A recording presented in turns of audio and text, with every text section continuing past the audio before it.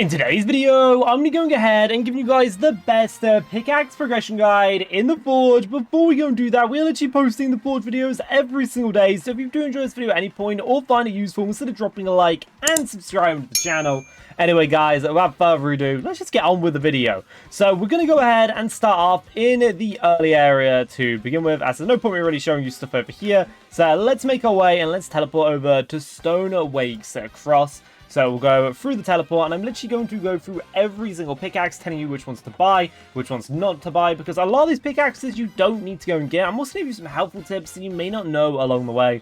So anyway, when you first go ahead and start off in the Forge, you're going to go ahead and have the bronze pickaxe. You'll get it through the tutorial, and the bronze pickaxe, it's just terrible, but honestly, it gets you doing what you need to be able to go and do. So if you get the bronze pickaxe, you then can make your way over to the cave, and then you just break the basic stones down there, and there isn't really much else to do with that.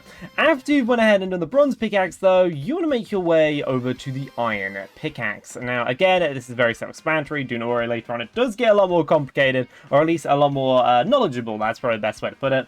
So anyway, we've just went ahead and now got the iron pickaxe, and you continue going back to the cave to mine some more ores. Of course, you want to make your way going ahead and actually mining the ores you need to do. So through the bronze, you're probably going to be doing these, but you should be able to go ahead and do some of these. I don't think you can do the big huge ones with the stone one, although I could be wrong on that. The best way to do it is by finding out.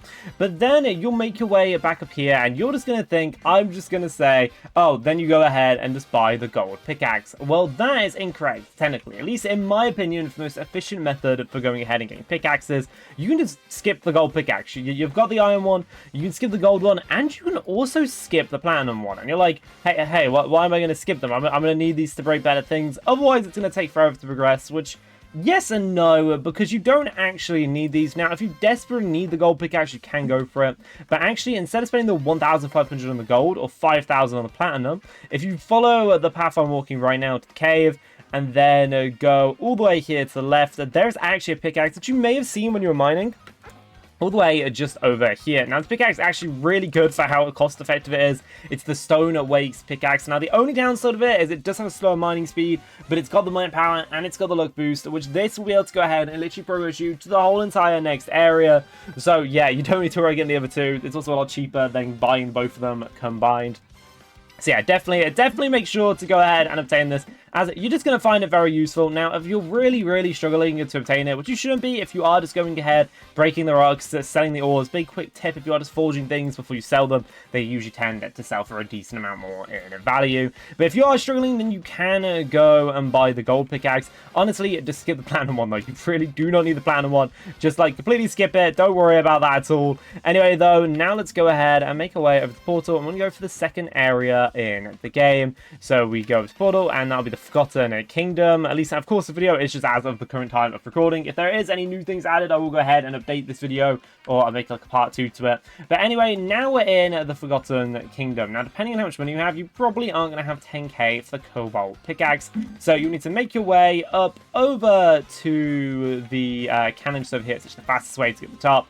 And then you're just going to go ahead and go to the Ruin Cave. And again, make sure you're claiming quests. You've got Rowan's quests. You've got all the quests you need to get. Let's just make sure you've got as many as possible, because that'll be a free way to get money. Also, keep in mind, you're going to get tons of money from the index as well. It's a little cheaty method. So go ahead and make sure you're doing all of that. And then farm up these 250 health Basalt? Is that how you say it? I don't even know how to say it. Basalt rocks? I think that's probably the best way to say it. Make sure you farm up the basalt rocks, and this will help you go ahead and get some more, which honestly, you can make a lot of your money here from the index, as you only need 10k, and some of the stuff in the index are actually pretty high in value. And now that also implies stuff that you can forge as well. But after you've went and got that, you can now use your 10k, and you can buy the next pickaxe in the chain, which is the Cobalt Pickaxe. Now you've got your Cobalt Pickaxe, you can actually make your way, and you can do a little bit more intense farming. So the mine power on this is 40, which I think that does unlock the next rocks you can go for. So you should now be able to do, or maybe you can only do these ones. I can't remember off the top of my head. It's either this one or the next one. So worst case, you're just going to keep on mining the basalt rocks. But I'm pretty sure with the next pickaxe up, you can make it so you can mine the bigger ones over here, the cores, which have 750 health. Now, if you can't, don't worry. Just keep on farming activate the basalt rocks, and do the exact same thing you were doing previously. So yeah, just keep on breaking. If you can break the cores, you are able to get some really useful resource out of them, as the cores are actually pretty useful. I even farm cores every now and then, as that's actually decent stuff you manage to get out of them. See, that's an epic emerald, which is a 1 in 30 6 free chance there, so it's kind of rare to get equally at the same time. Now do be careful, because there's going to be some annoying mobs which you most likely won't have the weapons really to deal with, nor the armor. So yeah, you can just avoid them. Of course, you can go down this area. Honestly, if you're still using the cobalt one, or probably in the gold one, I'll probably say more to the left, but you can that's kind of like personal preference there. Just find a spot that you find easy to farm up in, and to make sure you are claiming your quests, and you will, within actually a pretty decent amount of time, be able to afford the titanium pickaxe. But now there's a little bit of a cheat code that I see a lot of people forgetting to do, and this is one you may know, so it isn't like huge, but you can actually sell your current pickaxe. Now you technically have to have a pickaxe on you at any time, so what you want to do is you want to make your way back over to the starter area, and then you want to buy just the wooden pickaxe, the cheapest pickaxe you can get. And then that means you can sell your cobalt pickaxe. So as I've got my pickaxe on me right now, I don't know if I have to sell it to equip. Okay, but see, I've got a copper pickaxe there. So it's a copper pickaxe you want to make sure you have. And then you want to unequip your current pickaxe you're using. So let's say you're grinding up with, well, whatever pickaxe you're grinding up with. There's my pickaxe, the arcane one. I'm not going to do this, of course, so I don't need to. But if you were, you could sell your pickaxe, and that's going to make it the requirement so much easier to get. I think they sell for like 60 to 70% value upon what they're worth. Or some sort of formula in between there. So you can literally just sell your current pickaxe, and you actually only need to farm half the amount of money. I hope that makes a lot of sense to you guys, because yeah, we're actually going to go ahead and go down the next bit. And by the way, you can use that strat for all of them, but it's only really here so it's kind of useful.